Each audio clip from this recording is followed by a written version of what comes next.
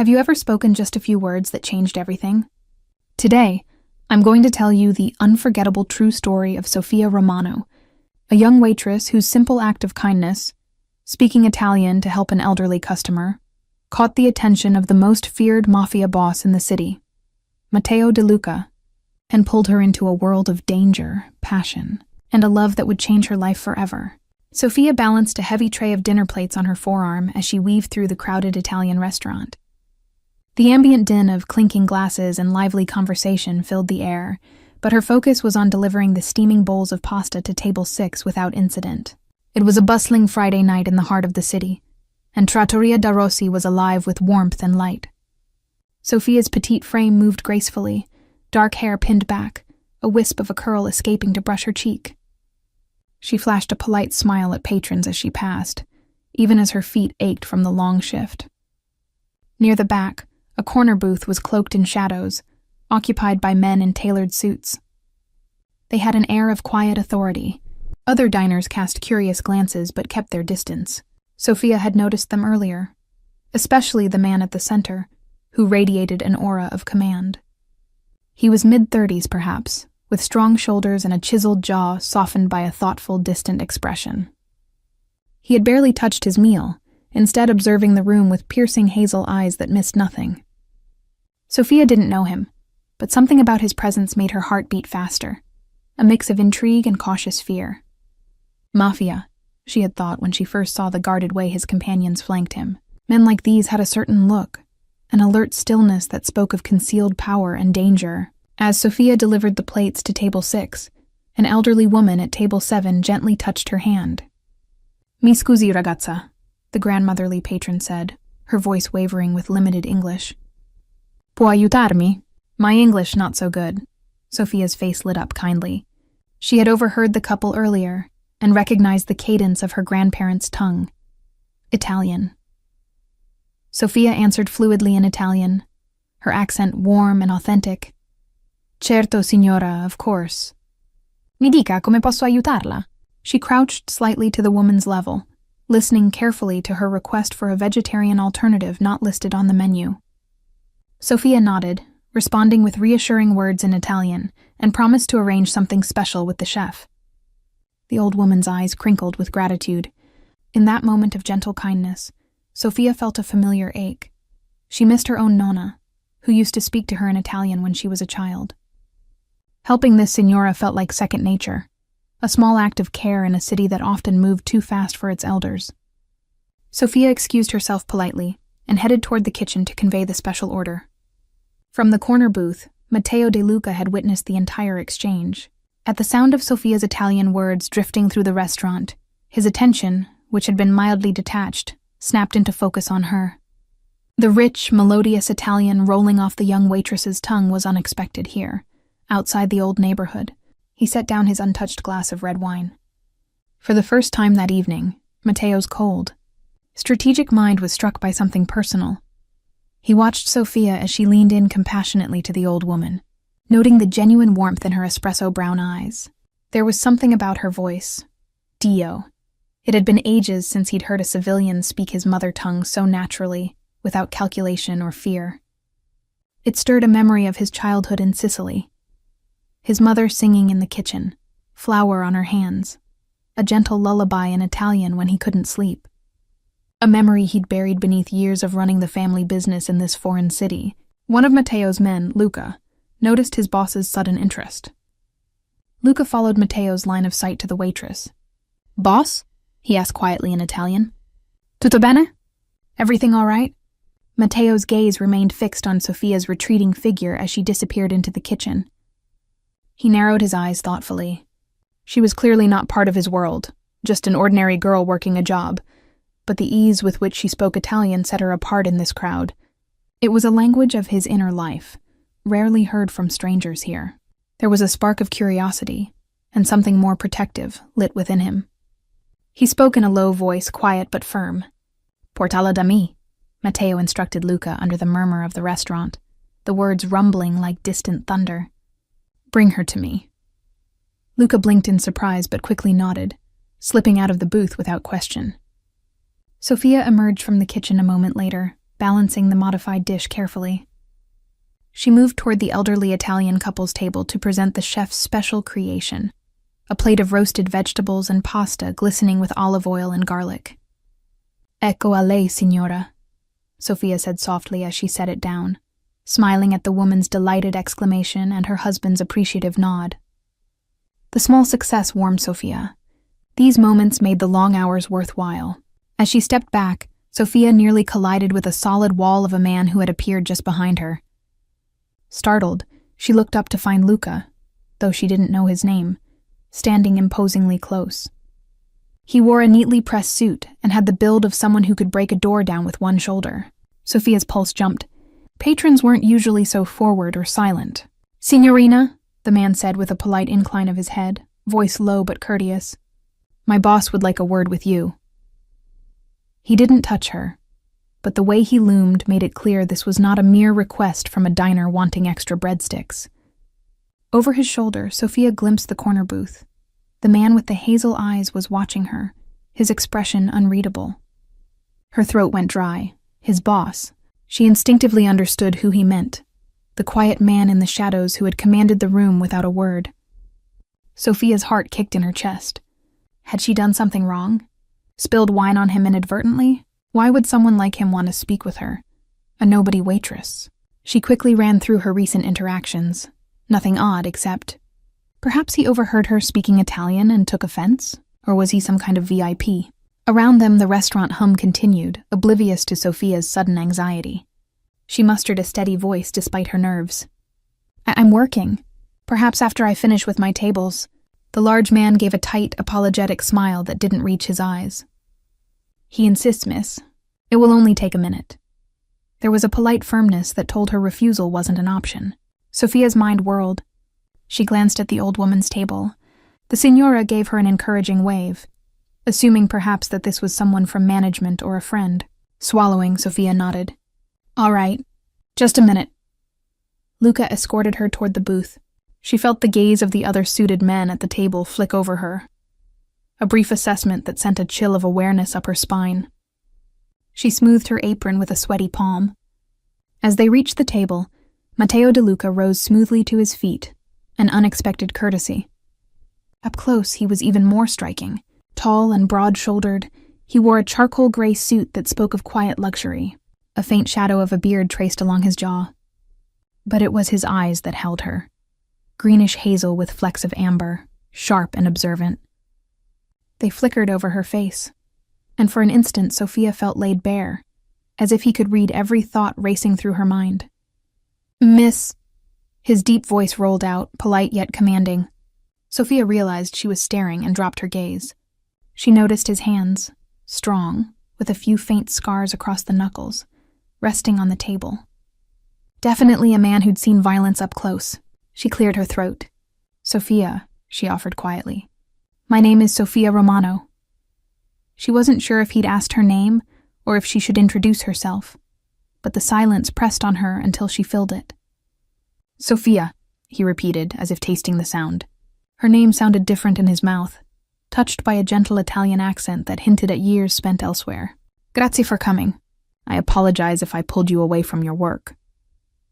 His tone was courteous, yet it carried the weight of someone used to being obeyed. Sophia tucked that stray wisp of hair behind her ear nervously. "Is there something I can help you with, sir?" she asked, carefully respectful. Her eyes darted to the others seated. They were pointedly not looking at her, as if giving an illusion of privacy. She recognized one face now, finally placing him. A local city councilman who occasionally appeared in the news. Her stomach clenched. If that man was keeping company with this stranger, whatever circle he belonged to was high indeed. Matteo didn't answer immediately.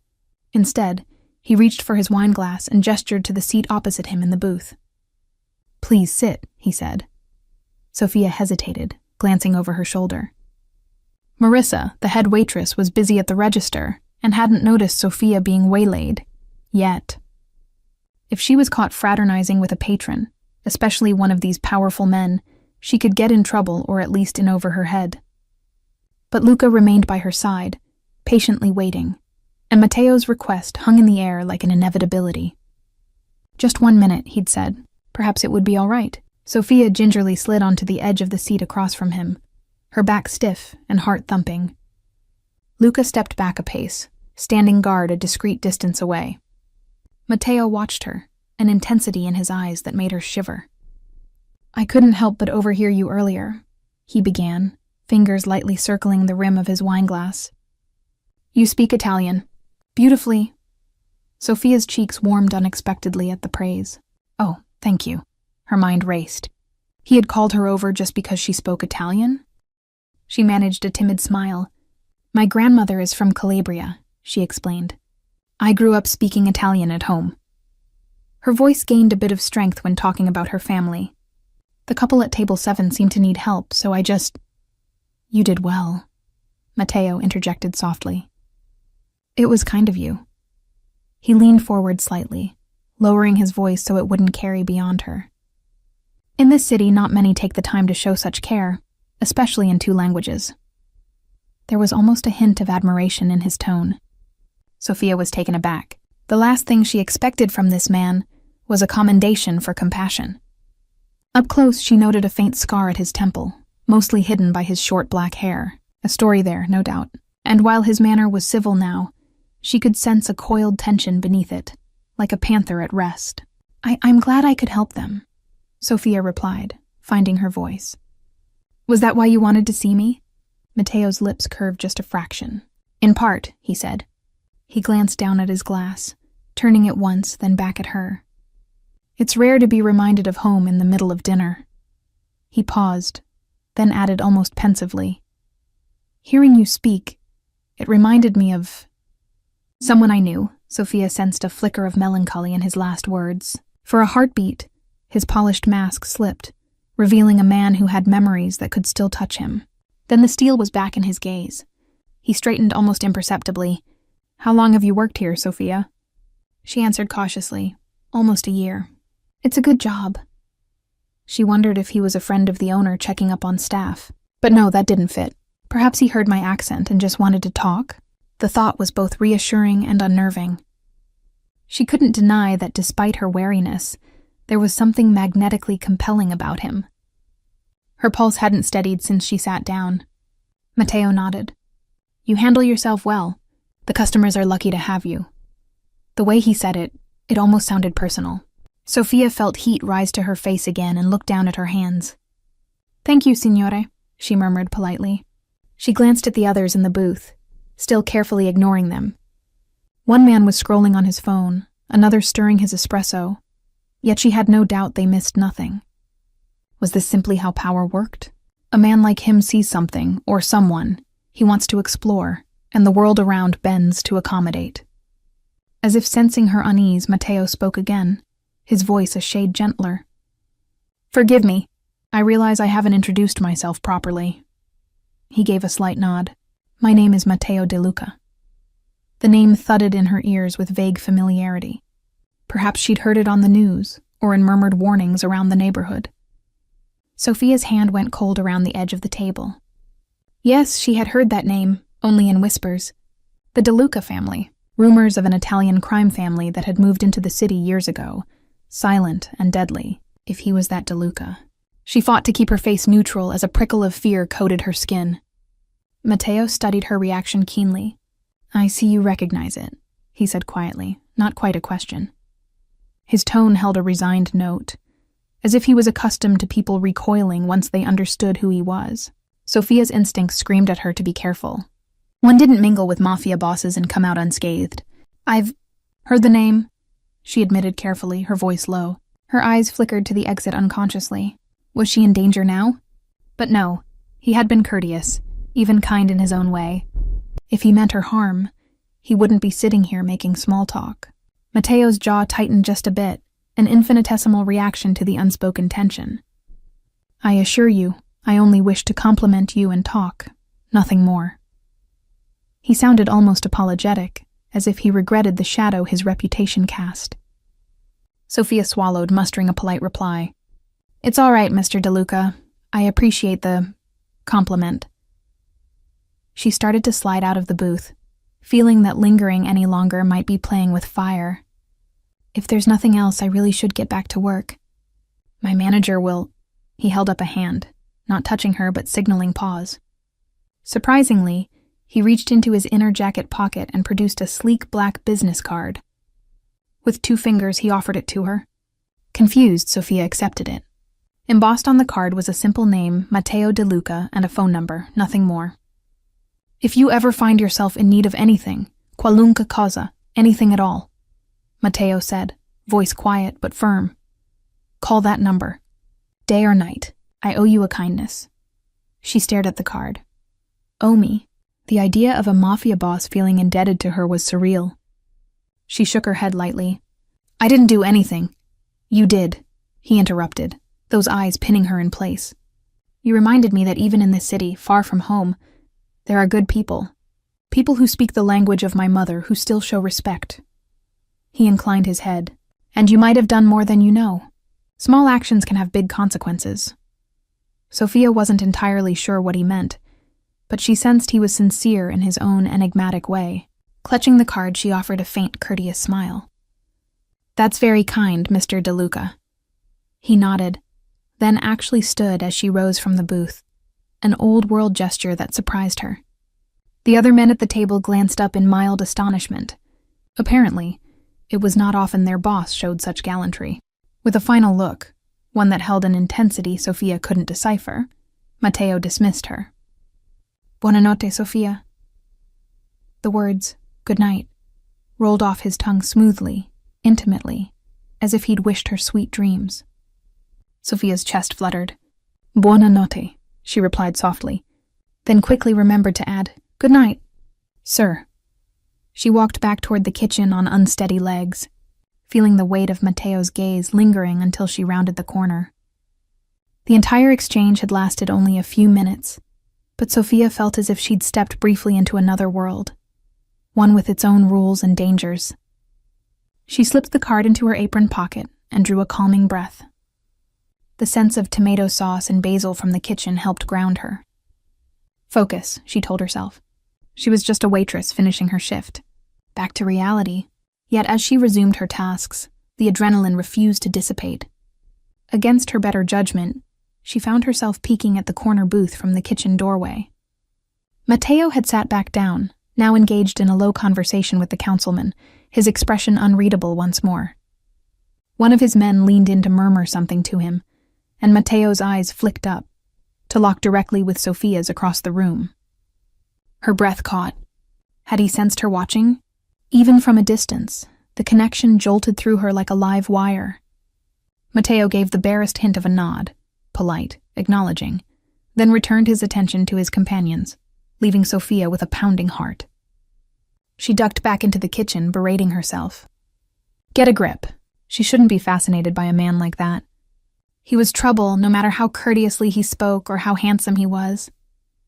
The sensible thing was to avoid any further interactions. People who got involved with men like Matteo De Luca often ended up hurt. Or worse. Sophia finished the rest of her shift in a distracted haze. By the time the last customers paid their bills and the chairs were flipped onto tables for mopping, she had convinced herself the strange encounter was over. Likely she'd never see Matteo again. Perhaps he was just feeling nostalgic tonight, and come tomorrow he'd forget the kind waitress who spoke Italian. As she hung up her apron and grabbed her coat, Sophia's fingers brushed the card still tucked in her pocket. She pulled it out, regarding the elegant script of his name. Her thumb traced the embossed number. It struck her that he hadn't explained why she might need it, just anything at all. The implication was both generous and daunting. With a slight shiver, Sophia tucked the card safely into her purse and headed out the back exit. The night air was crisp for early summer, carrying the distant honk of city traffic and a whiff of rain on the breeze. Almost midnight. Her apartment was only 6 blocks away, a walk she often enjoyed after a stuffy shift indoors. She could take the bus, but the night was calm, and the streets of this neighborhood were usually quiet by this hour. Sophia wrapped her light jacket around herself and started down the alley that led to the main boulevard. The streetlights cast long shadows between the dumpsters and stacked crates behind the restaurant. She passed the mouth of the alley where it opened to the sidewalk, giving a nod to the busboy, Andres, who was smoking a last cigarette by the curb. He waved and offered a buenas noches, and she returned the good night with a smile. As she continued, her thoughts strayed again to Matteo. His intense eyes. The way he'd stood when she left as if she were a lady and not just a server. She shook her head and smiled wryly at herself. It had been a long time since any man had made her heart flutter. Trust her luck that it would be one like him. Lost in her musings, Sophia almost didn't notice the black car parked a little way down the block, engine idling. But the low rumble and a faint glow from the headlights drew her attention. A sleek black sedan, expensive looking, was stationed at the curb near the restaurant's main entrance. Likely waiting for someone, maybe a late-night pickup from the bar next door. Suddenly self-conscious, Sophia squared her shoulders and kept walking, heels clicking softly on the pavement. She had an inexplicable sense that she was being watched again, though the street appeared empty, except for the distant silhouette of Andres finishing his smoke. Just as she was about to cross the intersection to her street, a voice called out softly from behind her, causing her to start. "Miss Romano." She turned quickly.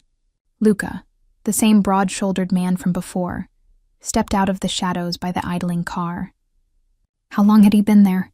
In his hand, he held something out towards her.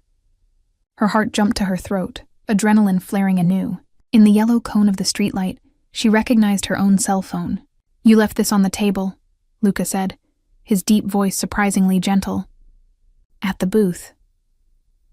Sophia exhaled hard, the tension in her chest loosening a notch, as she realized he was simply returning her forgotten phone. She hadn't even noticed leaving it. Heat flushed her cheeks at her own scatterbrained lapse. "Grazie," she said quietly, taking the device from his hand. Their exchange was quick, but not quick enough to miss the way Luca's eyes subtly scanned the dark street around them, ever vigilant. She offered a polite smile, embarrassed. "Thank you. I'm sorry you had to come all this way." "It's no trouble," Luca replied, inclining his head. "Boss's orders. He didn't want you to worry when you noticed it missing." Sophia bit her lip. That Matteo would send someone after her just to return her phone. He really was thorough. And considerate, in his own way. The thought warmed her, even as it raised more questions. "Please thank him for me," she said softly, clutching her phone like a lifeline. "I appreciate it." Luca gave a slight smile, brief and professional. "I will. Have a safe night, miss." He hesitated as if weighing whether to say more, then added, "Do you need a ride home?" Sophia blinked, surprised by the offer. The black sedan idled just behind him, a silent sentinel. A part of her was tempted. Her feet were sore and a ride sounded heavenly. But climbing into a car with the Mafia, even for a courtesy drop-off, felt like stepping over an invisible line. "Oh, that's really not necessary," she replied quickly, tightening her grip on her purse. "I don't live far, I'll be fine. But thank you." Luca gave a single nod, not pressing the matter. "As you wish. Stia attenta, be careful." He turned and walked back to the sedan, giving one last look around before getting into the passenger side. Sophia caught a glimpse through the tinted window. She thought she saw a figure in the back seat, someone watching. But then the door closed, and the car pulled smoothly away from the curb. In a few seconds, it disappeared around the corner. Sophia released a breath she didn't realize she'd been holding. She wasn't sure if she felt relieved or oddly bereft. Shaking her head, she chastised herself yet again. This was folly, daydreaming about gentleman mobsters and stolen glances. Real life awaited, her small apartment, her responsibilities, a warm bath for her aching feet. She resumed her walk, phone safely in hand, and tried to calm the lingering adrenaline with practical thoughts. Tomorrow she'd visit Nonna, and maybe bring cannoli from the bakery. Her grandmother loved sweet treats on Saturdays. The thought made her smile. By the time Sophia reached her quiet block lined with old brick buildings and sycamore trees, she had managed to push Matteo's mesmerizing eyes out of her mind. Yet, as she climbed the stairwell to her second-floor apartment, a tiny voice inside wondered if perhaps fate had shifted tonight, and whether she'd cross paths with the mysterious Matteo De Luca again after all. The next evening, Sophia found herself back at Trattoria de Rossi for another shift. The Saturday crowd was lively, and though she was tired from a morning spent visiting her grandmother and running errands, she wore her warm smile as always. As the hour grew late, the rush tapered off. Near closing time, only a few tables remained occupied, mostly couples lingering over dessert and coffee. Sophia was wiping down the bar counter when the front door chimed. She looked up, expecting a last-minute customer. To her surprise, in walked Matteo De Luca. Tonight, he was without the entourage, dressed more casually in a fitted black shirt and tailored slacks that still spoke of quiet wealth. Her heart did that little flutter again at the sight of him. He paused just inside, scanning the room out of habit. When his eyes met hers, a genuine if subtle smile touched his lips. He approached the bar where she stood rooted in place, a bundle of nerves and inexplicable delight warring within her. "Good evening, Sophia," Matteo said softly. She swallowed, finding her voice. "Good evening, Mr. De Luca." She glanced around. The other waitstaff had retreated to the kitchen to start cleanup, and the manager was in the back office balancing receipts. They were practically alone in the front of house. "You can call me Matteo," he offered, tilting his head. "I hope I'm not intruding. I know it's late." Sophia shook her head quickly. "No, not at all. We're still open." She tried to appear composed, though her pulse had kicked up. "Would you like a table, or—" "Actually, I was hoping for an espresso if it's not too much trouble," he said. He settled onto a bar stool, relaxing his posture. "Of course I can make you one," Sophia replied. Her hands were shaking slightly as she reached for the espresso machine's portafilter. She willed herself to calm down. "It's just coffee," she chided herself, not an interrogation. As she worked, Matteo watched her with calm interest. "How is your grandmother?" he asked unexpectedly. Sophia nearly dropped the tamp. She looked up in surprise. "My grandmother? You mentioned she was from Calabria. I presumed she might still be with you?" Matteo's voice was courteous, but Sophia detected genuine curiosity in it. "She is," Sophia answered, touched that he remembered. "I visit her every Saturday morning. Took her groceries today, actually. She's doing all right for 82. Sophia smiled softly, thinking of Nona's stubborn insistence on cooking despite her arthritis. "She practically raised me, so we're very close." Matteo nodded, an almost wistful glint in his eyes. "È una cosa bella, la famiglia. That bond is important. It is a beautiful thing, family." Sophia nodded as she placed a tiny porcelain cup under the spout and started the espresso shot. "What about you? Do you have family here in the city?" It was a bold question, but perhaps a fair one since he'd inquired about hers. He was silent for a moment, the faint hum of the machine filling the air. "My mother is back in Sicily," he said at last. "I lost my father a long time ago. Here I have cousins, distant relatives, and those who work for me, whom I consider family." He gave a small shrug, "but no one like a nonna to fuss over me." There was a hint of melancholy wrapped in gentle humor. Sophia found herself smiling a little as she set the finished espresso in front of him on a saucer. "Then it's a good thing you at least have cousins and such around. And friends?" she added. Not sure if a man like him had real friends. Matteo thanked her for the coffee, lifting it to his lips. He took a sip, eyes closing briefly as if savoring something simple and good in an otherwise complicated life. "Perfetto," he pronounced softly, then met her gaze. "I do have some friends, yes. Though in my world that word can be complicated." Sophia sensed layers beneath that statement but didn't pry. Instead, she leaned lightly against the counter, finding this quiet moment surreal, yet pleasant. Who would have thought she'd be chatting casually with a Mafia boss over late-night espresso? A comfortable silence fell as he drank. Sophia absently straightened a stack of napkins to occupy her hands, stealing glances at Matteo's face. He looked more relaxed than last night, though his eyes still held that vigilant edge. Despite the danger surrounding him, in this moment he seemed almost human, just a tired man enjoying a bit of normalcy. Her curiosity bubbled up. "What brings you back here tonight?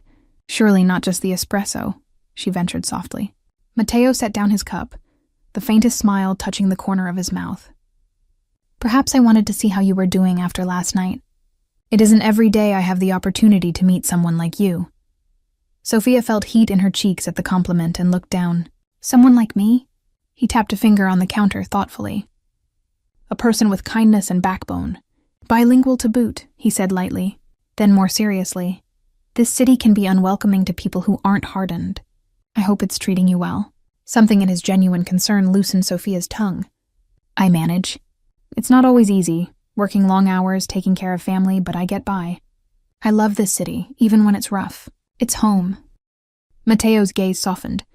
You remind me that sometimes we do things not for ourselves, but for those we love. It's admirable. Before Sophia could respond, the quiet was shattered by the abrupt ring of Matteo's phone. He frowned apologetically and pulled it out, glancing at the screen. As he answered in Italian, his posture stiffened, and his voice dropped into a terse murmur. She couldn't catch much, just a few words. Adesso, now. Problema, problem, and fai attenzione, be careful. Sophia pretended to busy herself wiping an already clean spot on the counter, giving him privacy, but her stomach fluttered with unease. His tone had put her on alert. Matteo hung up and slid off the bar stool, all traces of relaxation gone. His jaw was set in irritation or concern. Sophia, he said quietly. I'm sorry. I have to go. Disappointment flickered through her, but his urgency was obvious. Of course. I understand. He pulled out several large bills and set them under the demi-tasse cup. Far too much for a simple espresso. Sophia opened her mouth to protest the excess tip, but he stopped her with a raised hand. Please, indulge me. She nodded slowly, watching as he turned to leave, fishing car keys from his pocket. At that moment, 2 of his men hurriedly entered the restaurant, as if they'd been waiting outside. Matteo barked something in a low voice to them in Italian that Sophia only partially caught. Sta arrivando. He's coming. Preparatevi. Get ready. Her pulse quickened. Who's coming? Matteo glanced back at Sophia, his eyes meeting hers across the now empty dining area. In them she saw a warning and worry. Stay here, he commanded, firm but not shouting. Don't move. Sophia's heart lurched. What? Before she could finish, the front window exploded. A deafening crack of gunfire split the air. Screams from the kitchen rang out as glass shattered onto the empty tables. Sophia ducked instinctively behind the bar, terror flooding her veins. The restaurant plunged into chaos. Another shot rang, whizzing past where Matteo had stood a second before. He had dropped to a knee behind an upturned table, gun somehow already in hand. One of his men yanked the confused busboy to the ground, shouting for everyone to get down. It was an ambush. Through the spiderwebbed front glass, Sophia saw a dark figure outside with a pistol, taking aim again. Matteo fired back twice with lethal calm, and the figure ducked behind a parked car. The world narrowed to sounds and surges of adrenaline. Sophia pressed herself against the wooden bar, mind racing. Matteo had told her to stay down. But where was safe? Another bullet ripped through a chair above her, splinters raining. She muffled a cry. From her vantage, she could see Matteo gesture sharply to his men. Luca, she recognized him, was already moving along the wall, circling toward the side exit to flank the shooter. The other guard stayed near Matteo, covering him. Sophia's thoughts screamed, this isn't happening. 1 minute they were talking softly. The next, a war zone. Her breaths came shallow and fast. Was this because of him? Of course it was. He must have been targeted. She dared to peek out over the bar. Matteo caught her eye and mouthed, Stay. Even amid the danger, his gaze held concern for her. Suddenly, from outside, an engine revved. Tires squealed on pavement. The attacker must have decided to flee. Luca burst through the front door in pursuit, gun drawn, but the black shape of a motorcycle peeled away down the street, a lone rider escaping into the night. For a moment, silence reigned inside the riddled restaurant. The acrid smell of gunpowder hung in the air, mixed with the sharp tang of spilled coffee and dust. Sophia slowly uncurled from her crouch. Her ears rang. It had all happened in seconds, though it felt like hours. Matteo rose from behind the bullet-riddled table, slipping his gun back under his jacket. He scanned for threats, then immediately hurried toward the bar. Sophia! The raw edge in his voice made her heart twist. I'm okay, she managed, though she wasn't entirely sure. He came around to her side, stepping carefully over broken glass and debris. Are you hurt? His hands lightly gripped her shoulders, eyes searching her body for injury. She shook her head, voice trembling. I don't think so. She winced, feeling a sting in her forearm. A shallow cut from a flying shard of glass was oozing blood. Only then did the pain register through the adrenaline.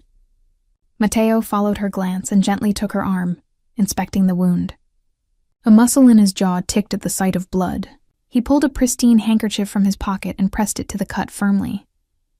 It's not deep, he murmured, his voice strained with a mix of anger and concern.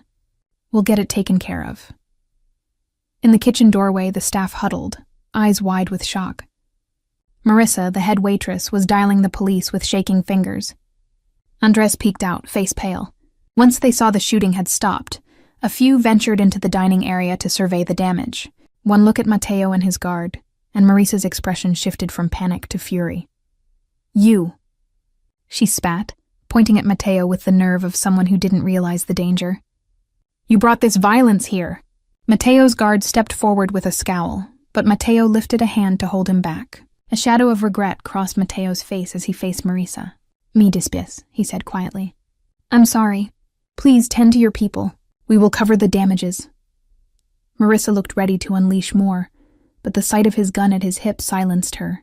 She instead turned to comfort a trembling server. Luca jogged back inside, chest heaving from the aborted chase. He got away, boss, he said bitterly. But it was Ricardo's man for sure. I recognized him. Mateo's eyes flashed with lethal intent. Of course, he muttered. The coward sends lackeys. Sirens wailed in the distance now. The police, responding to reports of gunfire. Mateo's expression hardened further. He shifted back to Sofia, who stood clutching the bloodied handkerchief to her arm, trying to steady her breathing. His voice dropped to a gentle whisper, at odds with the storm in his eyes. Sofia, the police will be here soon. But I need to get you out of here subito, right away. She stared at him, still processing. The police. Normally, she'd welcome them after something like this. But Mateo was a wanted man, or at least someone they'd be very interested in.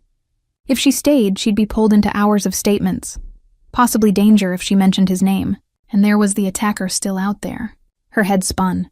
I should give a statement. There's no time, he urged, an unusual plea in his tone. Trust me, staying will only put you in more danger. Ricardo might have more men nearby. He gently guided her toward the side door, away from the front where curious neighbors were beginning to gather outside. Sofia's feet moved on autopilot as she tried to process who Ricardo was. Likely his enemy. Behind them, Luca and the other guard moved to cover their exit. They seemed to have done this drill before, clearing a path. Sofia balked for a second, looking back at her coworkers. I can't just leave. They'll be all right. We'll make sure the restaurant is compensated. Mateo's hand was firm at the small of her back, propelling her into the alley just as the first police car's lights strobed red and blue at the end of the block. Please, Sofia, I need you safe. The night air hit her like a slap, bringing clarity.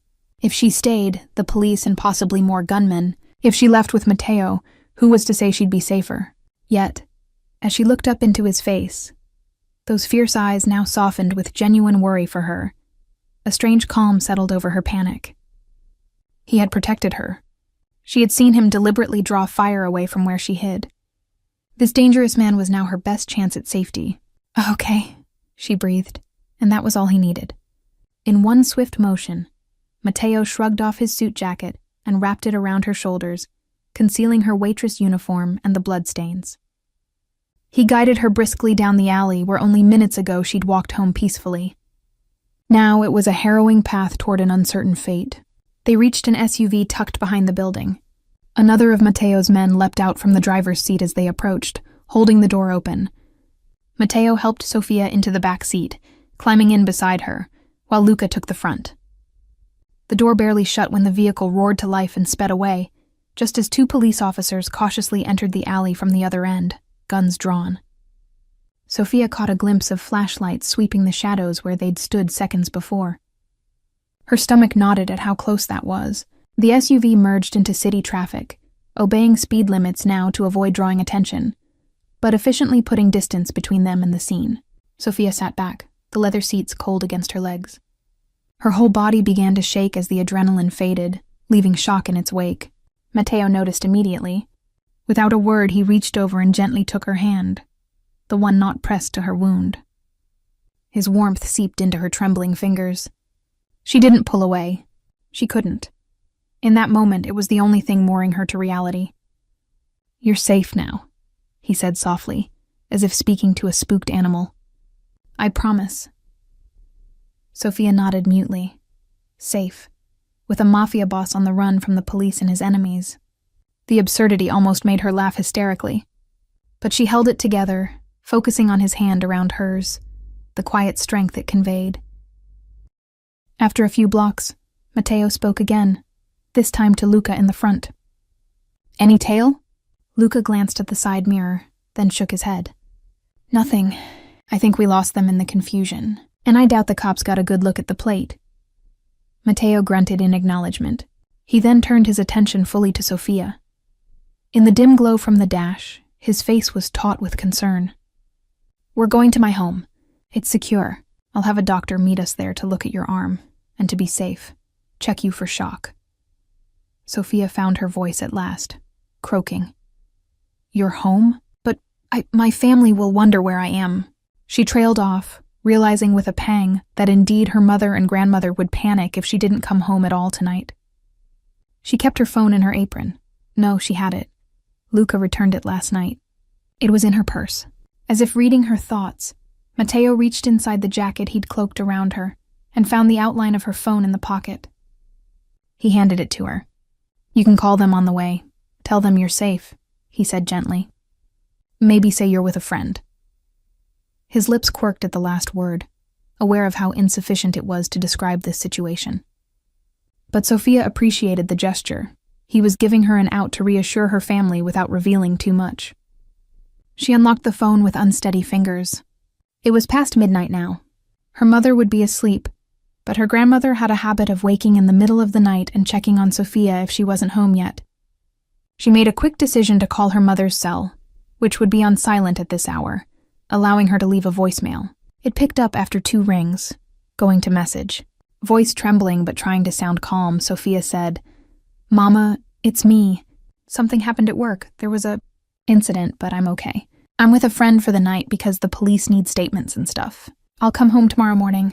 Don't worry, please. I'm safe. I love you." She hung up, hoping that would suffice until she could explain in person. Guilt gnawed at her. She hated lying, or at least hiding the full truth. But how could she possibly explain this? The SUV turned down a private drive, passing through a tall wrought iron gate that opened at Luca's remote signal. Sofia peered out at the sudden change of scenery. The city lights gave way to a long driveway lined with manicured hedges and trees. At the end loomed an elegant 3-story mansion, its facade lit by strategic lights that glowed warmly against stone walls.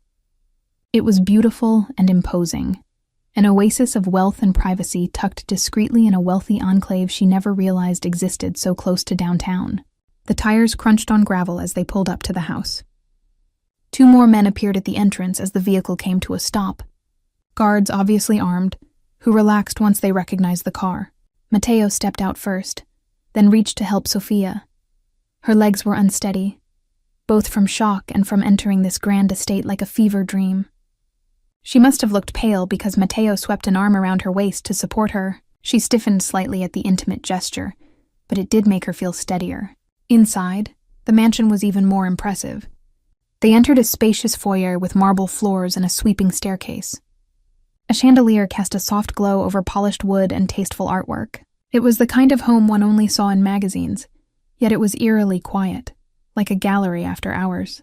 No sooner had they entered than a man in a white dress shirt hurried towards them carrying a medical bag. A doctor, or at least someone who looked the part.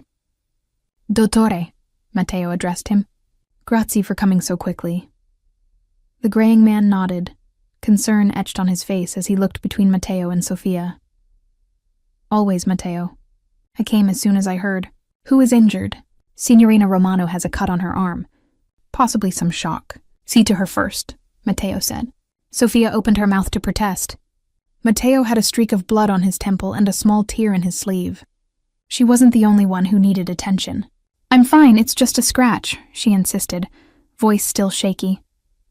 "He should look at you." But Matteo gently guided her to sit on a velvet-upholstered bench in the foyer. "I'm all right. Just a graze." Only when she was seated did he remove his arm from around her. He bent closer, meeting her eyes. "Let the doctor check you, per favore." His gentle plea made her relent. The doctor introduced himself as Dr. Moretti with a reassuring smile and crouched beside her to tend her arm. As he carefully peeled away the makeshift handkerchief bandage, Sophia hissing slightly at the sting, Matteo barked low instructions to Luca and the other men. Words like security, patrol the grounds, and find that bastardo Riccardo carried to her ears. Dr. Moretti cleaned the wound with antiseptic from his kit. Sophia winced, but her eyes followed Matteo as he strode a few paces off, phone to his ear, speaking in rapid Italian too low to catch. He was a whirlwind of control and anger barely leashed. Even as the doctor applied a small bandage to her arm, she barely felt it, too focused on the man who had swept her into his storm. Soon the doctor was done with her. "Just a shallow cut," he said kindly. "No stitches needed. How do you feel otherwise, dear? Any dizziness, nausea?" I'm all right," Sophia lied unconvincingly. Her hand still trembled in her lap. Dr. Moretti patted her hand. "Shock is normal after such an ordeal.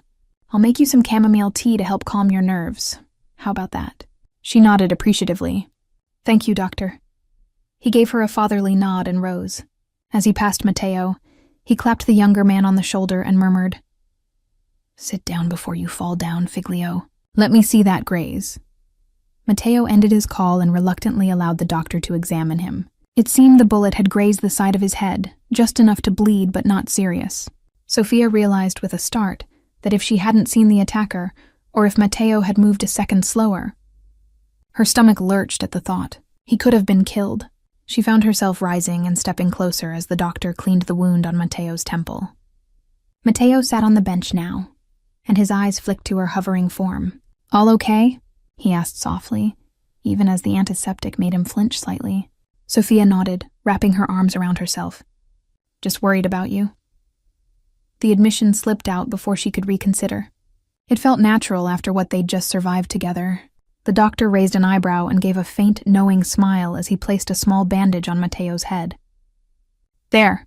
You'll live, Don DeLuca, hard-headed as you are." With that gentle ribbing, Dr. Moretti excused himself to prepare that tea, leaving them momentarily alone under the soft chandelier light. They regarded each other in charged silence. The events of the night loomed between them, terrifying and bonding them in an unspoken way. Finally, Matteo stood, rolling his shoulder as if testing for any other pains, and faced her fully. "I'm sorry," he said quietly, the words heavy. "This is my fault." Sophia opened her mouth to protest, but he continued, voice rough with guilt. "I never should have come back to see you tonight. I put you in danger. If anything happened to you," he exhaled sharply, his composure cracking just a fraction, "I was a selfish fool." Sophia was shaken by the raw emotion in his tone. She hesitated, then reached out to lightly touch his forearm. "Matteo, you couldn't have known. That man, he would have attacked wherever you were, right? It's not because of me." Matteo's hand drifted to cover hers in gratitude for her absolution, but his eyes remained stormy. "Perhaps. Riccardo has been after me for months. Still, bringing violence into your workplace. Your life." He shook his head. "It's unforgivable."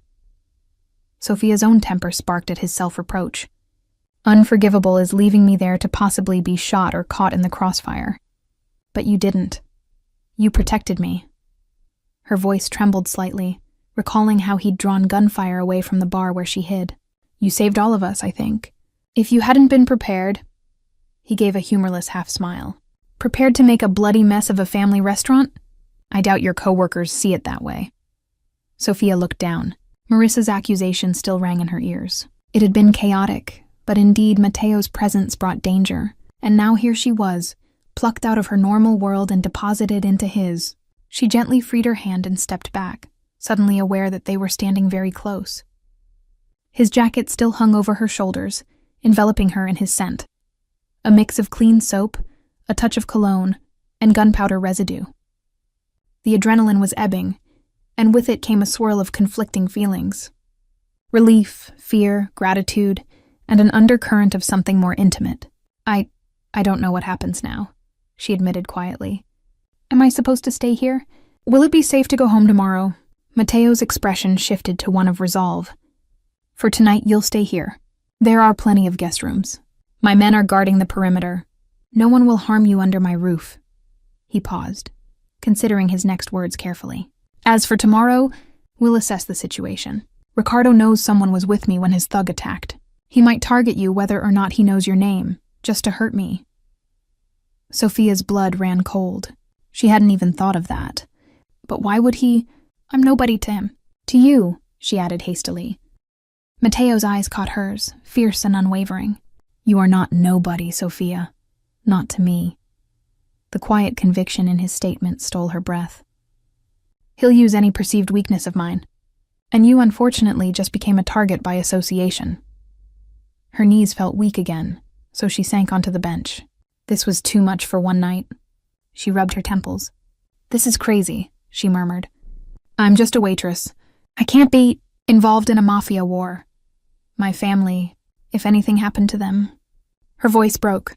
At that, Mateo knelt down in front of her, taking both her hands in his. The gesture was startlingly intimate and earnest. "Nothing will happen to them," he swore, his tone firm as iron. "I will assign guards discreetly to watch your home, your family. Ricardo wouldn't dare go near them." There was an edge in his voice as he said the name, a promise of retribution that made Sophia's skin prickle. She searched his eyes. "Why? Why would you do all this for me?" He looked almost hurt that she had to ask. "Because you saved my life tonight as much as I saved yours. If you hadn't shouted when you did, that first bullet might have found its mark." He touched the bandage on his temple. "I owe you a debt of life, Kara. In my world, that is not repaid lightly." Kara. The word meant dear. Sophia's heart flipped hearing it from his lips. "And," he continued softer, "because I find that the thought of anything happening to you is unacceptable to me." There was a vulnerability in his confession that made her chest tighten. Before Sophia could respond, Dr. Moretti returned, carrying a tray with a porcelain teapot and cup. He cleared his throat gently at the sight of the Mafia boss kneeling at the feet of this young woman, their hands clasped. "I brought the tea," he announced quietly. They separated, Sophia flushing and Mateo rising smoothly to his feet, all business again. The doctor poured a cup and handed it to Sophia. The fragrant scent of chamomile and lemon balm wafted up, soothing. "Thank you," she said, her voice steadier as she accepted the cup. She realized just how thirsty and drained she was.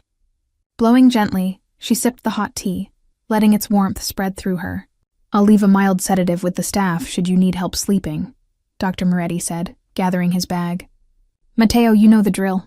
No strenuous activity or alcohol tonight. That graze will heal fine. Keep the bandage dry." Mateo nodded gratefully. "Thank you, Dottore. Send my regards to your wife for dragging you out of bed for me." The older man chuckled. "She's long used to it. Take care." He gave Sophia a kind smile. "Rest, dear. You'll feel better in the morning."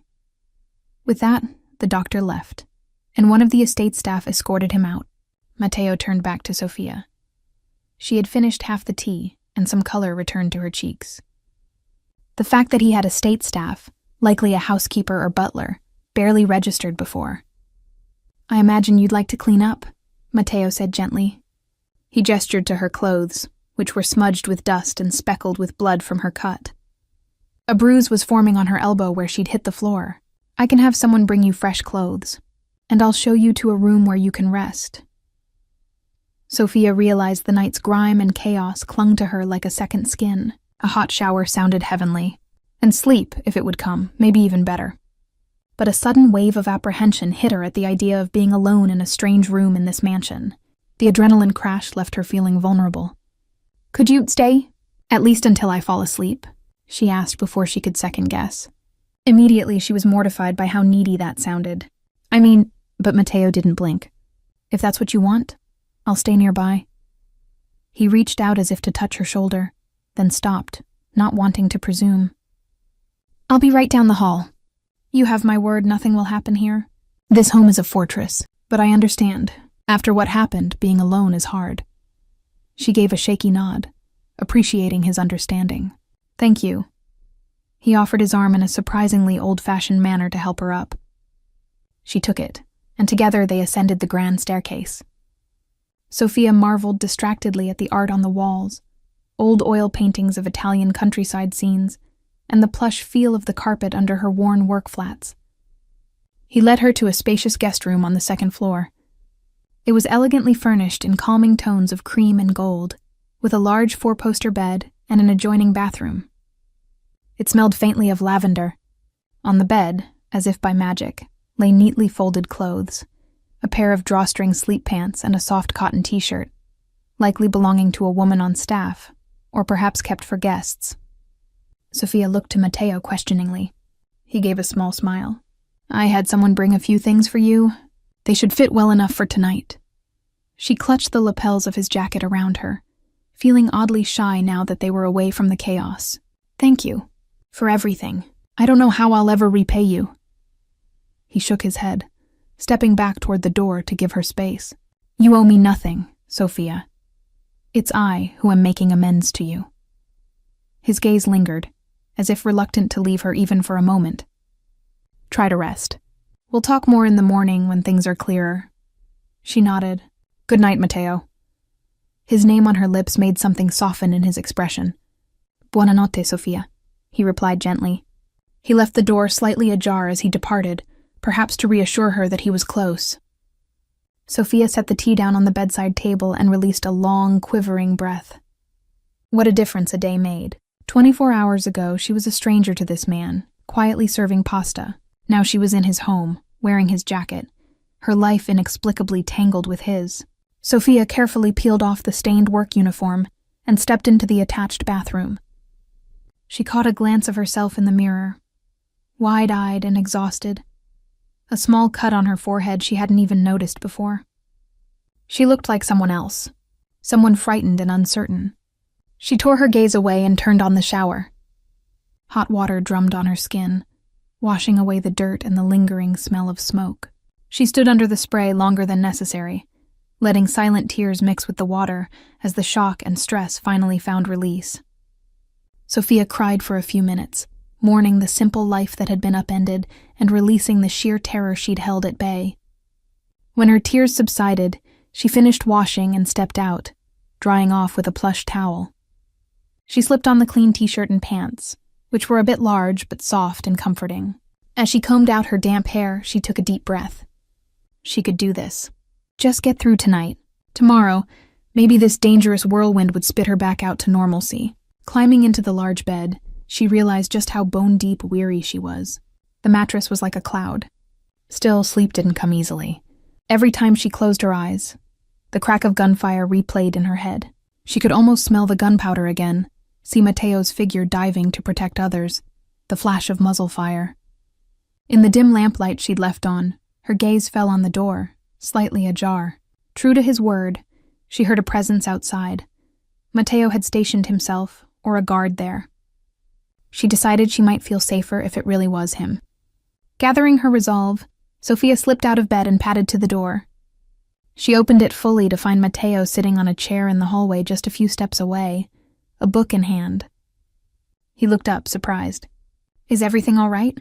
he asked, immediately alert. Sophia flushed, suddenly feeling foolish. I just wanted to make sure it was you out here and not, I don't know, a stranger." Matteo set the book aside and stood. "It's just me. I wanted to give you privacy but remain close if you needed anything." She bit her lip. The strong, fierce protector looked a bit out of place lingering in a hallway past midnight. "You don't have to stay up keeping watch like this. You should rest too." He gave a slight shrug. "I've gone without sleep on many nights. I'm all right." Sophia hesitated, then asked quietly, "Will you sit with me? Just for a little while. I think I'd sleep better." Matteo's eyes widened a fraction, but he nodded without hesitation. "If that's what you want." She stepped back to let him into the room. He glanced around respectfully, then followed her to the sitting area by the window where two armchairs faced each other. For a few moments they sat in silence, the only sound the soft ticking of a clock on the mantel. Sophia looked at Matteo, truly looked, taking in the events that had brought them here. The bandage on his temple, a faint bruise on his cheekbone that she hadn't noticed earlier, likely from diving to the ground. His shirt, now untucked and a bit wrinkled, carried a few specks of blood, her blood, from where he'd held her arm. He looked human and a bit weary, yet still so formidable. She realized she was staring when he met her gaze and offered a gentle, lopsided smile. "Feeling better?" She nodded. "Much, thank you. I'm sorry I keep pulling you away from what you need to do." You probably have 100 fires to put out after that attack, and here I am asking you to babysit me." He frowned slightly and leaned forward, resting his forearms on his knees. "Sophia, there is nowhere I'd rather be at this moment than here, making sure you're all right. The other matters can wait or be handled by my men." His words wrapped around her heart, squeezing it gently. "You mean that, don't you?" she murmured almost to herself. "Every word," he replied, voice low. Sophia's cheeks warmed again. She suddenly felt an urge to lighten the heavy atmosphere. She eyed the book he'd left on the chair in the hall. "What were you reading?" Matteo followed her glance. For the first time since she'd met him, he looked almost shy. "Oh, just a novel. I didn't think I'd actually be reading, but sometimes it helps pass the time." She was intrigued. "A novel? Which one?" He cleared his throat, and if she wasn't mistaken, a hint of color touched his cheeks. "Dostoevsky, Crime and Punishment." He gave a half smile. "Seemed appropriate, I suppose." Sophia raised her brows in surprise. It wasn't the answer she expected. She found herself smiling. "Light bedtime reading, He chuckled, a deep, soft sound that eased some of the residual tension inside her. "Perhaps not. But it keeps my mind sharp." There was something endearing about a Mafia boss reading classic literature in the middle of the night. It reminded her that there were depths to this man she'd only glimpsed, a cultured side, an introspective side. "Do you often have time to read?" she asked softly, genuinely curious. Matteo shrugged one shoulder. "Not as much as I'd like. But my mother, she was a professor of literature. She instilled in me a love for books when I was young. It's one of the few parts of that old life I've held on to." Sophia was charmed by this revelation. "Your mother must be proud that you still read, then." A shadow flickered across his face. "I'm not sure proud is a word I'd associate with how my mother might feel about my life." He looked away. "We don't speak often. She knows some of what I do, and while she loves me, it causes her pain." Sophia instantly regretted the turn of topic. "I'm sorry," she said quietly. He shook his head. "Not your fault, just the way things are." She realized in that moment that beneath the confident, commanding facade, Matteo carried burdens that ran deep. It made her ache for him in a way that was both strange and profound, given how briefly she'd known him. Impulsively, she reached across the small distance and placed her hand over his where it rested on the arm of his chair. "For what it's worth, I think there's more to you than what causes her pain." He looked down at her hand, then back up, his hazel eyes searching hers. "You barely know me," he said. But there was no dismissal in his tone, only a quiet longing for that to be true. "Then show me," she whispered, unsure where the bravery came from. "Let me see who you are, Matteo." The air between them grew charged. For a suspended moment, it seemed he might close that small distance. Perhaps take her in his arms. Sophia's heart hammered at the thought. Part of her was still raw and afraid from the night's events, but another part felt undeniably drawn to this complex man who had walked into her life so unexpectedly. But Matteo, ever the gentleman, simply turned his hand under hers and gave it a gentle squeeze. "In time," he said softly. "You need rest now. We both do." He was right, though a tiny part of her felt disappointment. Still, his warm grasp was comforting. She realized her eyes were growing heavy now that the tea and exhaustion were catching up. "I think I can sleep now," she murmured. Matteo released her hand and stood. "I'll be right outside if you need anything." Sophia mustered a faint smile. "Thank you for staying with me." He inclined his head, then moved to the door. "Buonanotte, Sophia," he said again softly. "Buonanotte, Matteo," she replied. He left, pulling the door to but not shutting it fully. Sophia slipped back into the luxurious bed, the sheets cool against her skin. This time, when she closed her eyes, the fear didn't immediately claw at her. She let the memory of Matteo's gentle voice and strong hands drive away the darker images. In a matter of minutes, she drifted into a deep, dreamless sleep, knowing he stood guard in the shadows. Later that morning, Luca appeared at the doorway, phone in hand and urgency on his face. "Boss, scusa," he said. "We caught one of Riccardo's men lurking near the property." Matteo's demeanor hardened instantly. He stood from the chair he'd dozed in outside Sophia's room. "Keep him in the cellar. I'll be right there. He glanced at Sophia, apology in his eyes. She had woken to the commotion and now stepped out into the hall, pulling a robe around the borrowed sleep clothes. I need to handle this, he told her gently. Wait here, Kara. But Sophia's anxiety spiked. Ricardo's man here. That meant danger was still very real. Be careful, she pleaded. He gave her hand a reassuring squeeze and followed Luca down the corridor. Minutes ticked by. Unable to sit idle, Sophia crept toward the cellar stairs. Halfway down, she heard raised voices and a muffled cry of pain. Her heart lurched. Peering around the corner, she glimpsed Matteo gripping a bruised, bloodied thug by the collar. Who else is out there? Matteo growled. The man spat blood, refusing to answer. Matteo slammed him against the wall, anger rolling off him in palpable waves. Sophia gasped softly. She had never seen him so terrifying. Luca noticed her shadow on the stairs and quickly stepped over. Miss, you shouldn't be here, he whispered, guiding her back up gently before Matteo could spot her. Shaken, Sophia retreated to the hall. A few minutes later, Matteo emerged, rolling down his sleeves, knuckles raw. His eyes widened, seeing her pale face. Sophia! She stepped back unconsciously. What did you do to him? Matteo exhaled, running a hand through his hair. I got the information we needed. Ricardo is planning another attack soon. I have to stop him first. His voice was steely, but Sophia only saw the violence etched on his knuckles. A chill rippled through her. I don't recognize you like this, she said quietly. All this talk of killing and revenge. It scares me, Matteo. He reached for her. Everything I do is to protect us, to end this threat. Tears brimmed in her eyes. By becoming just as ruthless? I can't, Matteo. I can't watch you turn into someone unrecognizable. She took a shaky breath. I need to go home. I need to see my family. I can't stay here right now. Anguish flashed over his face. Please, Sophia, it isn't safe yet. My mother and Nonna must be worried sick. I have to see them, she insisted, voice breaking. I'll take the risk. I can't be locked away here while all this happens. Matteo looked torn, the fierce protector in him warring with his respect for her wishes. At length he nodded grimly. All right, I'll have Luca drive you home. But I'm sending extra men to watch the neighborhood. Sophia wanted to protest further protection, but stopped herself. She managed a small nod. Thank you. He gently cupped her face. I'm sorry, he whispered. I never wanted to frighten you. Her heart ached at his pained expression. I just need a little time, Matteo, to feel normal with my family. He pressed a tender kiss to her forehead. I understand. Call me if you need anything. I'll come in a heartbeat. With that, arrangements were made. Within the hour, Luca was driving Sophia back to her neighborhood in a discreet sedan. 2 other cars with Matteo's men followed at a distance. As they pulled up to her modest apartment building, dusk was settling.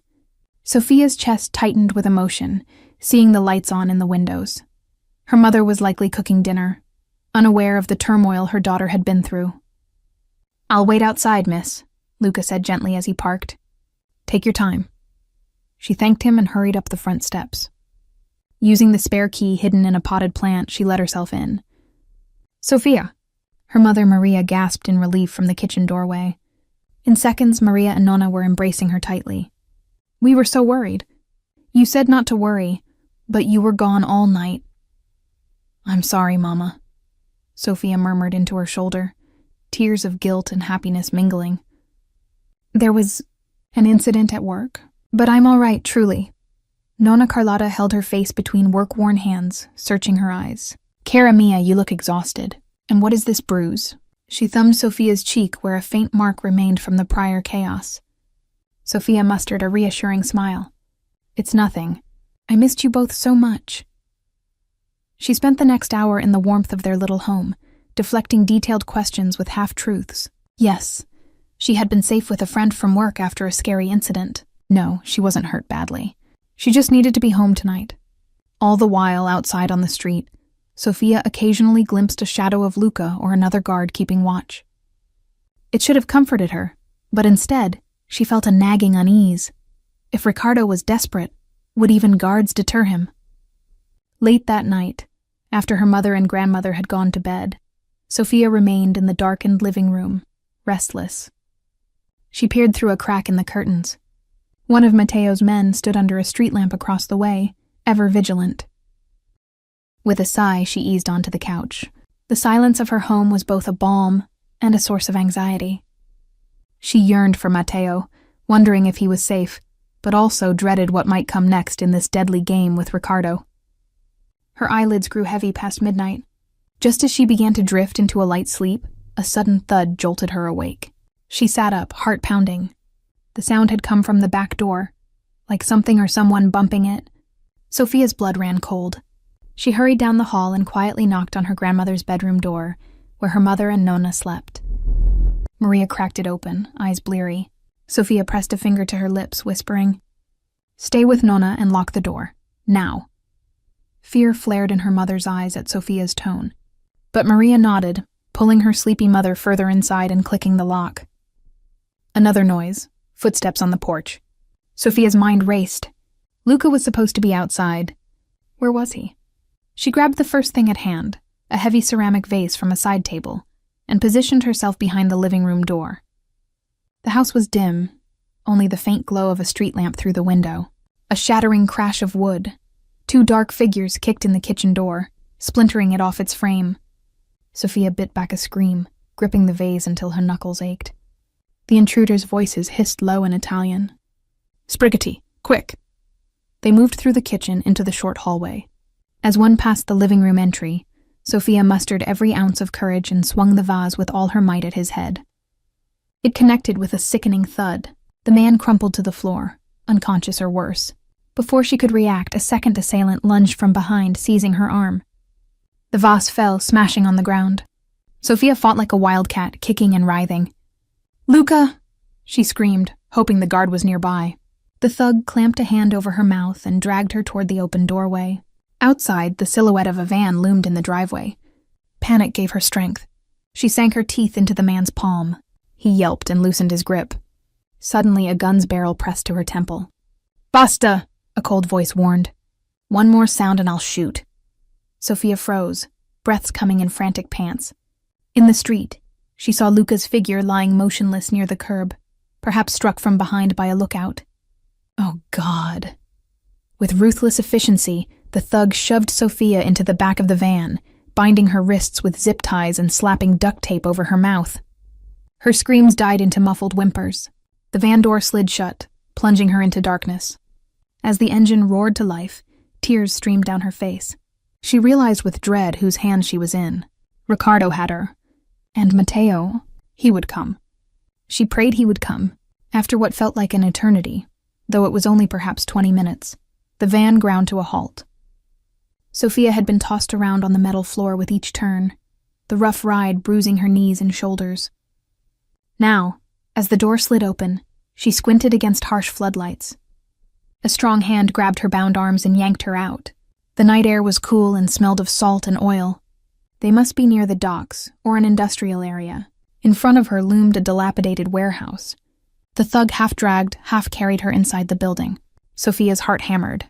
Her eyes darted frantically, seeking any sign of help, but saw only the cavernous, empty interior lit by a single dangling work lamp. Footsteps echoed. From the shadows, a tall, lean figure emerged, applauding slowly. Ricardo.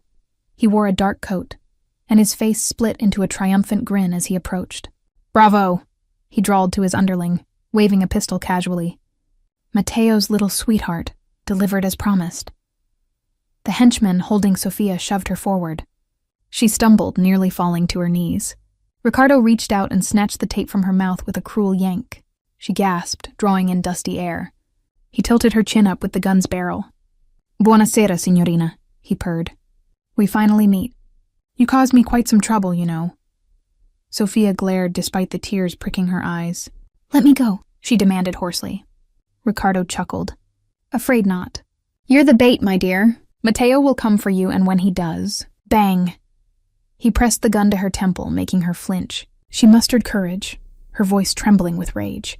"He'll kill you," she spat. "You won't get away with this." "Oh, feisty." Ricardo sneered. "Perhaps I see what Mateo likes about you." He eyed her up and down, making her skin crawl. "Once I finish him, maybe I'll keep you for myself. A pretty trophy." Sophia's stomach churned with disgust. Summoning all her defiance, she abruptly leaned forward and spit at him, the glob of saliva striking his cheek. Ricardo's eyes widened in disbelief. Slowly, his expression twisted into fury. He wiped his cheek with a grimace. "Bruta putana," he snarled. The back of his hand whipped across her face with vicious force. Pain exploded in her cheek, and she crashed to the concrete floor, ears ringing. Before she could gather herself, the thug yanked her up and flung her onto a rickety chair. "Tie her," Ricardo ordered coldly. Rough hands lashed more zip ties around her wrists and ankles, binding her painfully to the chair. Sophia's cheek throbbed. She tasted blood in her mouth, but she refused to let Ricardo see her cry. He crouched in front of her, grabbing a fistful of her hair and forcing her head back. "When Mateo arrives, and he will very soon thanks to your loyal guard alerting him, you're going to watch him die. Understand?" Sophia's heart surged. Luca must have regained consciousness and called Mateo. Hope and dread warred within her. Ricardo misread her flicker of relief as defiance. He shook her head by the hair. "You think he'll save you? He's walking into a trap. One false move, and my man there will put a bullet in your skull." He pointed the gun toward his henchman now lurking off to the side with a rifle trained on Sophia. Sophia tried to steady her breathing. She had to think. The odds were terrible. A gun on her, another on Mateo when he arrived. But Mateo had Luca and others, perhaps. She tested her bonds subtly. The zip tie on her left wrist was already sticky with her blood from her earlier escape at home. It cut into her skin, but perhaps... She began to twist her small hand, wincing as the plastic rubbed raw flesh. Minutes ticked by. Ricardo grew impatient, pacing. Sophia's ears strained for any sound of approach. Finally there, a scuff of footsteps outside. Ricardo grinned wolfishly and retreated behind a stack of crates about 15 feet away, taking cover, but keeping his gun aimed at Sophia. He gestured for his thug to do the same on the opposite flank. "Showtime," he whispered. The warehouse door creaked open. Sophia's heart leapt as she saw Mateo slip inside, flanked by Luca and another of his men. They moved cautiously, guns raised, sweeping the room. Sophia wanted to cry out a warning, but Ricardo stepped from hiding and pressed his pistol to her head from behind. Ah, he called out. "Drop them, gentlemen, or the girl dies now." Mateo's eyes locked on Sophia and went wide with terror and relief. "Sophia," he breathed. Seeing her bruised face and bound to the chair, a murderous rage contorted his features. But with a gun to her temple, he had no choice. He motioned for Luca and the other man to lower their weapons. Slowly, Mateo bent and laid his handgun on the ground, raising his hands. "Ricardo," he said, voice raw with hatred. "This is between you and me. Let her go." Ricardo emerged fully now, keeping Sophia as a human shield in front of him as he moved closer. "Indeed it is between us," he purred. "But I've learned your weakness, DeLuca. You care for this girl. So much that you walked right into my hands."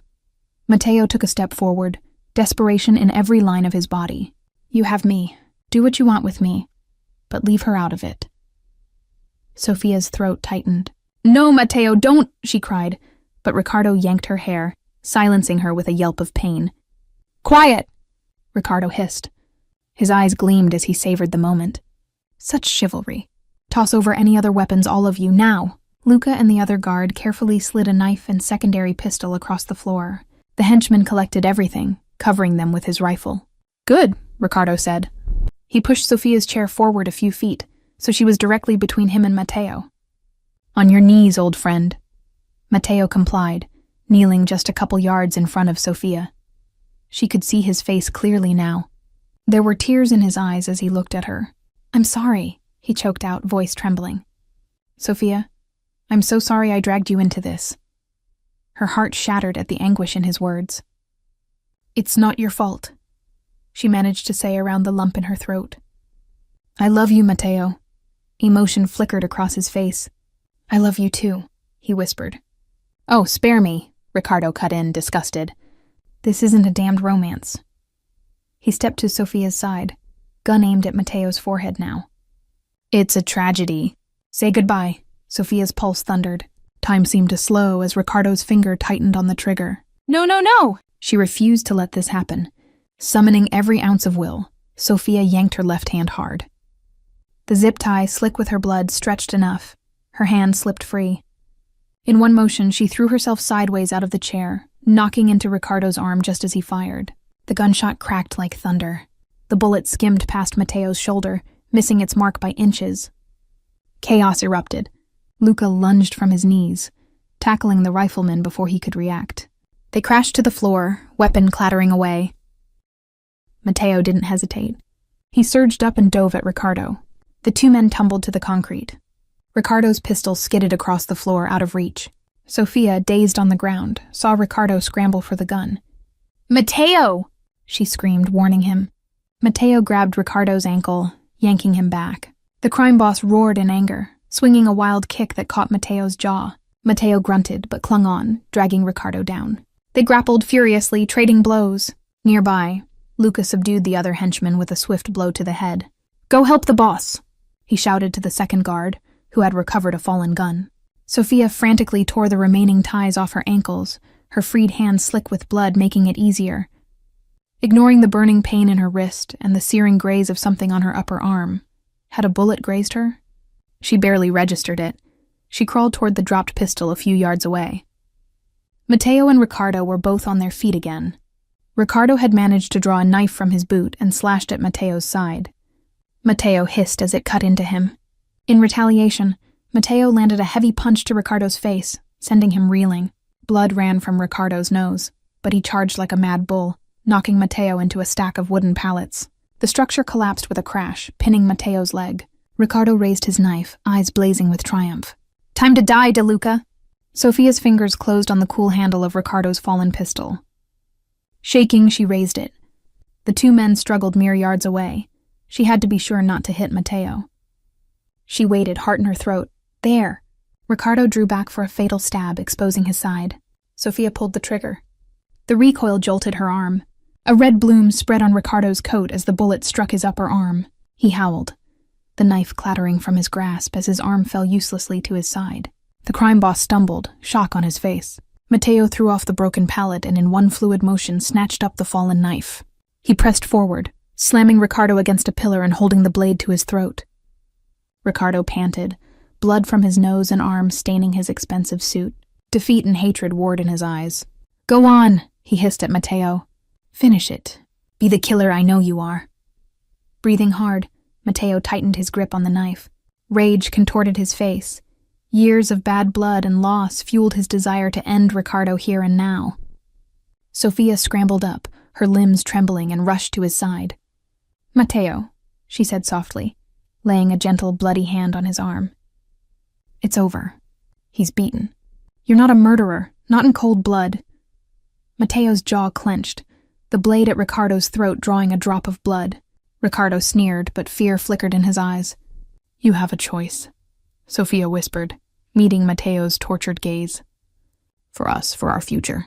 Don't cross that line. He's not worth it." For a long moment, the world stood still. Then Mateo closed his eyes, exhaling a shuddering breath. Slowly, he lowered the knife. His hand fell to his side, and the blade clattered to the floor. Ricardo slumped in defeat, glaring venomously. Luca approached, gun trained on the man. "Boss, you all right?" Mateo nodded wearily, pulling Sophia into his arms as if to reassure himself she was truly there. She melted against him. "It ends here," Mateo said quietly. He glanced at Luca. "Call the police. Let them take out the trash." Ricardo swore and spat at the ground, but pain and loss sapped his fight. He knew he was finished in more ways than one. Sophia buried her face in Mateo's chest, shaking with delayed fear and relief. His arms tightened around her. "Shh, Karamia. I've got you," he murmured, kissing the top of her head. Sirens wailed faintly in the distance as Luca made the necessary calls. Mateo gently lifted Sophia's chin, eyes searching her face worriedly. "You're hurt," he said, thumb grazing the raw rope burn and cut on her arm. "I'm fine," she promised in a hoarse whisper. "Thanks to you." He gave a broken laugh, emotion shining in his eyes. "It was you. You saved me first." Sophia managed a smile through her tears. "Seems we make a good team." Mateo's expression turned tender. Cupping her cheeks, filthy and bruised as she was, he kissed her, deeply, reverently. Sophia threw her unbound arm around him, kissing him back with all the love and longing that had nearly been snatched away. Behind them, Luca cleared his throat, guiding the arriving police to a cursing Riccardo and the unconscious thug. But Matteo and Sofia were lost in each other. When they finally parted, Matteo rested his forehead against hers. In the flashing red-blue lights now filling the warehouse, he whispered, "Ti amo, Sofia." Tears of joy filled her eyes. "Ti amo, Matteo," she replied. They had faced death and darkness and emerged into the light of each other's love. Whatever came next, they would face it together. 2 years later, a warm Mediterranean breeze rustled through the olive trees as the late afternoon sun bathed the Sicilian countryside in gold. On the terrace of a cozy stone villa overlooking rolling hills and the distant sea, Sofia swayed gently with a drowsy infant in her arms, humming a soft Italian lullaby. Inside the open French doors, familiar voices drifted from the kitchen, her mother and Nonna cheerfully debating a recipe, and Matteo's deep laughter chiming in. The sound brought a contented smile to Sofia's face. Family. La famiglia è tutto. Family is everything. She looked down at baby Antonio, who had finally fallen asleep against her shoulder. He had Matteo's dark lashes and her own button nose. Gently, she brushed a curl from his cherubic face and placed a tender kiss on his forehead. Life had transformed so much in the past 2 years. Sometimes Sofia could hardly believe the path that led her here, starting with an ordinary night at a restaurant that turned into anything but ordinary. She and Matteo had walked through danger and darkness to build this shining new life. After Riccardo's arrest and conviction, helped by evidence anonymously provided to the authorities, Matteo had made good on his promise to change course. He quietly dismantled the most violent parts of his operations and turned many businesses legitimate. In time, the name De Luca became associated with charitable donations and community projects instead of fear. Not long after, he proposed to Sofia on a sunset beach in Sicily, tears of joy in his eyes as he vowed to love and protect her for the rest of his life. She didn't hesitate to say yes. They were married in a small church overlooking the sea, with her mother and Nonna standing beside her, and Matteo's mother flying in from Palermo to bless them both. Now they lived a peaceful life in the Sicilian countryside. With Matteo's support, Sofia had opened her own bakery cafe in the nearby town, a lifelong dream she never even realized she had until he helped her believe it was possible. Each morning, they worked side by side, kneading dough and brewing cappuccinos for the locals, who had quickly embraced the friendly young couple from abroad. Her grandmother and mother had moved to Sicily as well, delighted to trade the noisy city for a sunny village where Carlotta's health improved, and Maria found joy helping with the cafe and doting on her grandson. Sofia heard the screen door creak and turned to see Matteo stepping out onto the terrace. Dressed casually in rolled-up shirt sleeves and loafers, he looked every bit the devoted husband and father, though the glint of strength in his hazel eyes was unchanged. He came up behind Sofia and wrapped an arm around her waist, peering down at their sleeping son. "Everything all right, amore?" he murmured. "Perfect," Sofia whispered. She leaned back against him. "Just got him to sleep." Matteo smiled, pressing a kiss to Sofia's temple. "I was thinking, after dinner, we can walk down to the grove. The sunflowers are in bloom." Sofia tilted her head up to meet his gaze, her heart fluttering as it always did. "I'd love that." Golden evening light played across Matteo's face, highlighting the faint scar at his temple, the only outward reminder of that fateful night. Noticing her looking, he raised his brows in question. "I was just thinking how lucky I am," Sofia said softly. "If I hadn't spoken Italian that night, if you hadn't heard me..." Matteo's eyes warmed. "I think fate would have brought us together one way or another. But hearing you speak my mother tongue, yes, that was the spark." He chuckled. "I did rather dramatically demand they bring you to me, did I not?" Sofia laughed quietly to avoid waking the baby. "You did. It was quite the first impression. And look at us now." Matteo gently traced a finger along Antonio's tiny back, a tender pride in his expression. He then cupped Sofia's cheek, his wedding band glinting in the sun. "Grazie, mia cara, for everything. You showed me what life could be, beyond all the shadows." Emotion swelled in Sofia's chest. She remembered the man she first met, the guarded Mafia boss, and compared him to the loving partner by her side. Both parts were dear to her, She covered his hand with hers. We found that new life together. Inside, Nonna's voice called, Sofia, Matteo, veni qui. Dinner is ready. They shared a smile. Matteo carefully took baby Antonio from her arms, cradling him against his chest. The little one stirred and opened sleepy eyes, then gave a tiny sigh and snuggled into his father's shoulder. Sofia's heart melted at the sight. Hand in hand, they went inside to join their family, the house filled with the aroma of ripe tomatoes, fresh bread, and the bright sound of laughter. In this simple, beautiful moment, Sofia knew she was exactly where she was meant to be, safe in the warmth of love and family, with the man who had changed her life when he heard her speak Italian on an otherwise ordinary night. And for Matteo, every day that began and ended with Sofia by his side was a gift, a proof that even a man with a dark past could find redemption and tenderness in the heart of the woman he loved. Whatever challenges the future might hold, they would face them together. Their journey, full of danger, passion, and hope, had led them here, to a happiness hard-won and deeply cherished. La vita è più dolce con te, Matteo had told her one quiet evening. Life is sweeter with you. Sofia smiled as they sat down to dinner, fingers intertwined with Matteo's beneath the table. Grazie a te, amore mio, she whispered, meeting his loving gaze. Thank you, my love. Life was indeed sweeter, together.